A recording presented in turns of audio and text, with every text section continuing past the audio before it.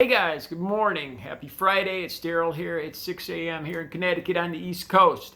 I want to talk a little bit about police unions. I've been seeing some more discussions on how police unions and their argument against the public being able to access records of police brutality, police using excessive force. The police union's argument here is that since the victims' past can't be brought up, then the officers' past shouldn't be able to be brought up either. Meaning that, let's say I don't want to use George Floyd or any real person, but let's say if somebody is, let's say somebody was killed by a cop, and how you can't bring up their past. It's basically a form of victim blaming. If you bring up their past and say, well, hey, look, this guy was, he was a drug dealer or this or that his whole life. So chances are he deserved to be killed by the police. And that is not, that's not cool. That's not allowable in these arguments, these situations where we're looking to prosecute officers that are doing this. So the union is saying then that, well, if that's the case, then the officer's past shouldn't be brought up either. In other words, okay, so if this officer's had 10 cases, 10 reports of excessive violence where he's almost killed somebody, and then he actually does kill somebody, when during that investigation, this is the thing, the public, it can't be a public record.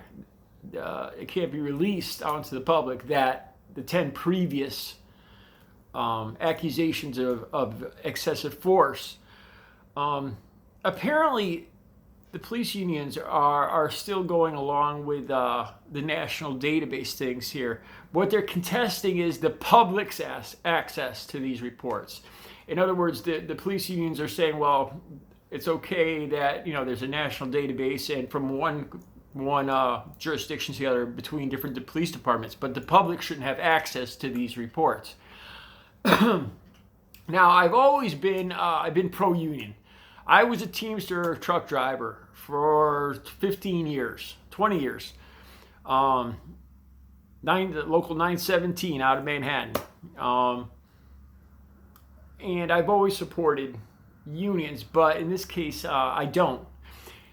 I think this has a lot to do with, in the case of the victim, the victim shouldn't have to prove anything, prove their or disprove anything.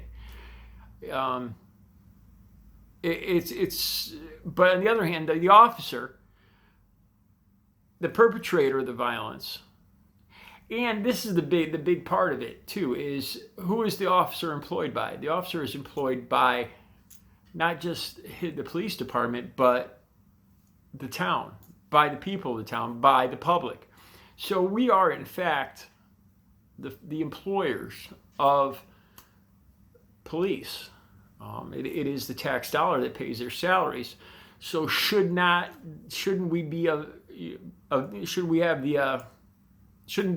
their records be available to us? Of course, I think so. I think this argument that the unions are putting out there is wrong. That since the victim's past can't be brought up, then neither should the officers. And it's another form of, it's almost another form of victim blaming. I don't think it's right. And then too, I think you have to look at who's writing. Okay, so we can't just blame the unions here. It's who writes these contracts, where what's allowed and what's not allowed. If the public is allowed to view an officer's past history, we shouldn't just blame the union, because who's writing these contracts? The police themselves. But more importantly, who's signing? Who's the other party that's agreeing to these contracts? These are the town, the people people in charge, the town government, the city government, that are signing off and agreeing to this contract. So, I mean, we can't just blame the unions here. It's also the leadership in the town or city that these contracts are being signed in.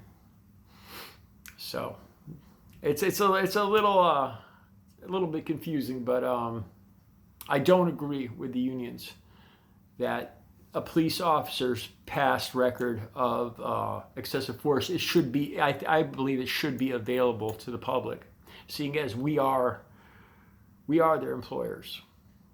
All right, you guys have a good Friday.